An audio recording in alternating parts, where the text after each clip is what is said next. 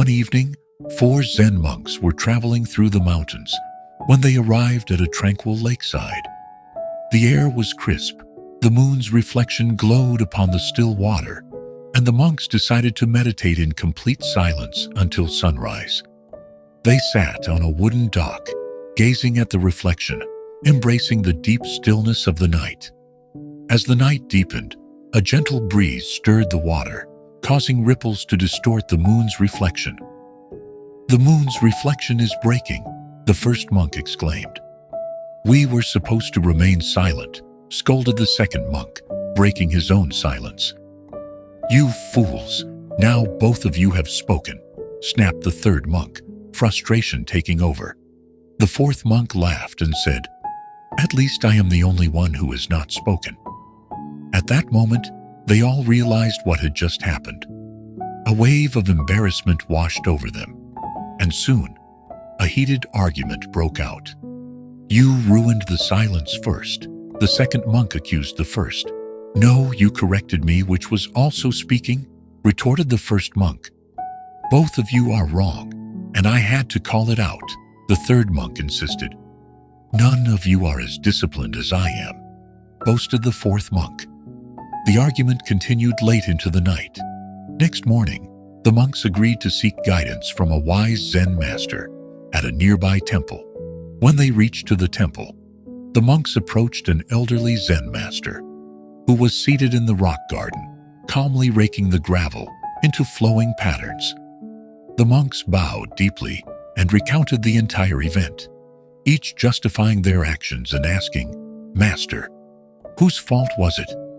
The Zen master smiled gently, placed his rake aside, and replied, "Each of you broke the silence for a different reason."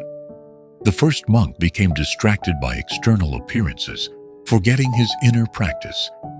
The second monk was too focused on enforcing discipline rather than embodying it.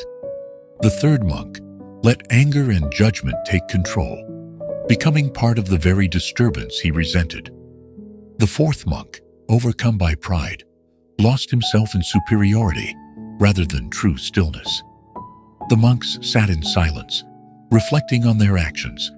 Then, the Zen master softly added, "Instead of reacting, what could you have done?" The monks looked at one another, unsure. The Zen master continued, "The first monk could have simply observed the candles flickering, without reacting, letting the experience pass, like a cloud drifting in the sky. The second monk could have led by example, focusing on his own silence instead of correcting others.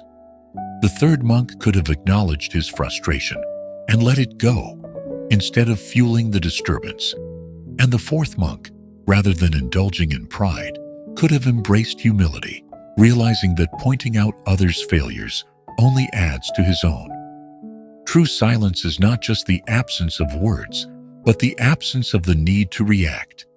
The monks bowed deeply, now understanding that their failure was not in breaking silence with words, but in their attachment to their emotions, judgments, and egos.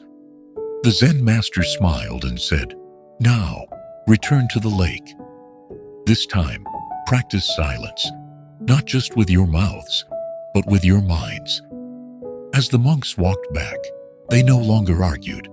The lesson had settled within them, like the still water of the lake. We often believe that correcting others, reacting to mistakes, or proving ourselves right is necessary. But in doing so, we become part of the very problem we try to fix. True wisdom lies in self-awareness, humility, and inner stillness. Be still like the water, and let the ripples of the world pass, without disturbing your reflection. Have you ever reacted to a situation when silence would have been the wiser choice? Share your thoughts in the comments below. Like this, if you believe wisdom is in stillness, not reaction. Share this story with someone who needs a reminder to embrace calm over chaos. Subscribe to Epic Inspire Stories for more powerful lessons that transform the mind and soul. Watch more life-changing Zen stories and apply these lessons in your daily life.